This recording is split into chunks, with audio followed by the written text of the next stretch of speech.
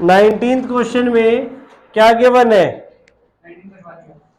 A trust fund has 30,000 that must be invested in two different types of bonds.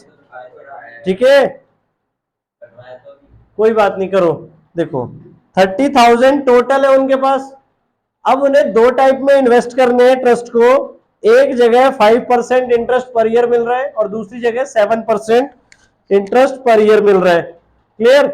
अब आपको पूछा है matrix multiplication से आपको डिसाइड करना है कि किस टाइप से डिवाइड करें उन्हें कि 1800 इंटरेस्ट बन जाए।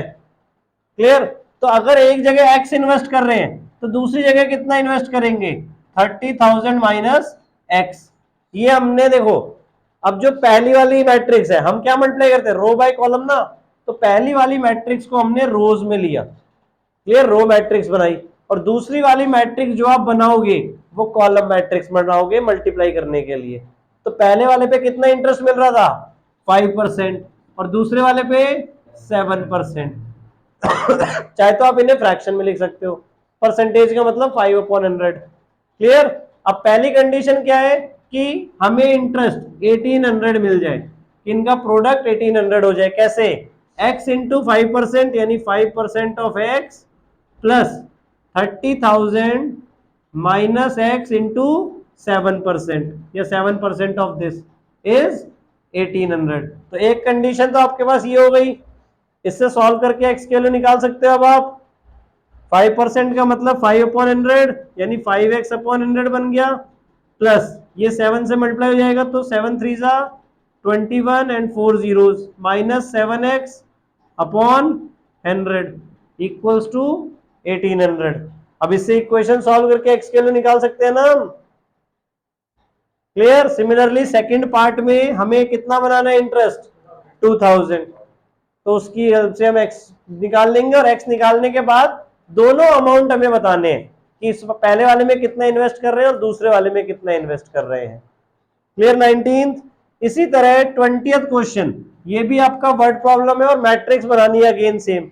तो देखो, जब भी आपको टोटल क्वांटिटी निकालनी है तो पहली मैट्रिक्स रो मैट्रिक्स बनानी है और दूसरी मैट्रिक्स कॉलम मैट्रिक्स बनानी है। इस चीज का ध्यान देना है। अब यहाँ पे तीन चीजें हैं, क्या क्या? केमिस्ट्री बुक्स, फिजिक्स बुक्स और इकोनॉमिक्स बुक्स, और उनकी क्या दी हुई है? क्वांटिटी। तो क्वांटिटी अगर हमने रो मैट्रिक्स से शो की, दैट इज 10, 8 और 10।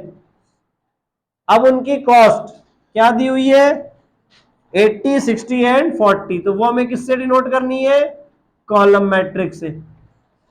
क्लियर? क्योंकि हमारा मल्टी, उससे कोई इफेक्ट नहीं पड़ता। बस ये ध्यान रखना है पहली रो में और दूसरी कॉलम में कोई भी एक टाइप की क्वांटिटी ना, मतलब जैसे क्वांटिटी रख दी हमने रो में तो सबकी क्वांटिटी आएगी। फिर वहां पे रो कॉलम में हमने क्या रख दिया? रेट, तो रेट आ गया सारा। अगर रेट हम रो में रख देते तो क्वांटिटी हम कॉलम में रखते। क्लियर? अब इनको मल्टीप्लाई करके देखो भाई, अब मल्टीप्लाई करने जाओगे तो ऐसी रो बाय कॉलम मल्टीप्लाई होगा। सो 10 क्या बनेगा? 10 into 80 plus 8 into 60 plus 10 into 40। Clear? ये मल्टीप्लीकेशन तो आपको वैसे भी पता ही था, बस मैट्रिक्स की फॉर्म में शो कर दिया हमने कि कैसे हुआ। क्लियर? सो ये 800 प्लस 480 प्लस 400 हो जाएगा ऐड, कितना आएगा ये? 880 और 1680। तो टोटल कॉस्ट आपका वहां पे 1680 होगा। हमने मैट्रिक्स मल्टीप्लीकेशन में शो कर दिया।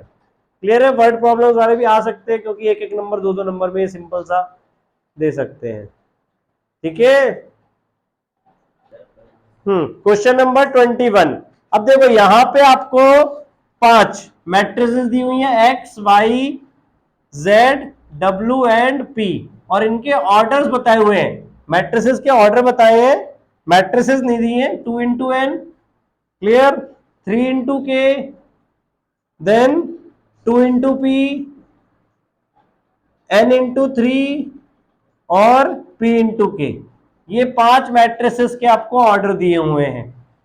क्लियर? अब इस पे दोनों क्वेश्चन है 21 और 22। अब हमें बोला है P Y plus W Y का क्या ऑर्डर हो सकता है? The restriction on N K P, N K P पे क्या रिस्ट्रिक्शन होगी कि ये वेल डिफाइंड हो। तो देखो पी वाई जब हम कर रहे हैं, हमने बताया था अगर हम दो मैट्रिक्स को मल्टीप्लाई कर रहे हैं तो उसका ऑर्डर क्या बनेगा, पहले वाले की रो और दूसरे वाले की कॉलम। तो पी वाई का ऑर्डर क्या बनेगा, पी इंटू के। क्लियर। डब्ल्यू वाई का ऑर्डर क्या बनेगा, डब्ल्यू वाई का ऑर्डर एन इंटू के। यहां तक क्लियर हुआ? ठीक है। अब एडिशन में हमने क्या पढ़ा था कि जब अगर हम दो मैट्रिक्स को एडिशन कर रहे हैं तो वहां पे क्या कंडीशन होनी चाहिए, दोनों के ऑर्डर सेम होने चाहिए। तो के तो आपको सेम दिख रहा है, तो it means P equals to N होना चाहिए आपका, तब ये एडिशन हो सकता है और तब वेल डिफाइंड होगा ये। आई चीज समझ में? अब ये कंडीशन यहां पे ढूंढो क्या क्या दी है। पहले वाले में देखो k equals to 3, P equals to N. देखो k कुछ भी हो हमें कोई फर्क नहीं पड़ता, clear, but P equals to N हमें चाहिए। तो ये ए वाला ऑप्शन आपका सही हो गया। बाकियों में आप देखोगे तो बाकियों में P equals to N basically हमें नहीं मिल रहा है। क्लियर हुआ? नाउ 22 इसी बेसिस पे बेटा क्या है, अगर n इक्वल्स टू पी, अब हमें क्वेश्चन में ही बोल दिया n इक्वल्स टू पी है, तो order of matrix 7x minus 5z का क्या होगा। तो माइनस कर रहे हैं, माइनस मतलब एडिशन की फॉर्म में ही, तो ऑर्डर आपका इन दोनों का सेम होना चाहिए। तो x का क्या ऑर्डर था, 2 इंटू एन। क्लियर। और z का क्या ऑर्डर था, 2 इंटू पी। और हमें बोल दिया कि n और p क्या है, आपस में इक्वल है, तो इसका ऑर्डर या तो 2 इंटू एन हो सकता है या 2 इंटू पी भी हो सकता है। क्लियर। अब ऑप्शंस देखो अपने क्या क्या है, p इंटू 2 नहीं हो सकता, 2 इंटू एन, 2 इंटू एन बोला था हमने, तो ये हो सकता है। n इंटू 3 नहीं हो सकता, p इंटू एन नहीं हो सकता। क्लियर। सो पहले अपना आंसर इस वे में निकाल लो, फिर उसके ऑप्शंस में जाओ। ये भी चीज समझ में आई? सो बी ऑप्शन इसका करेक्ट है। क्लियर।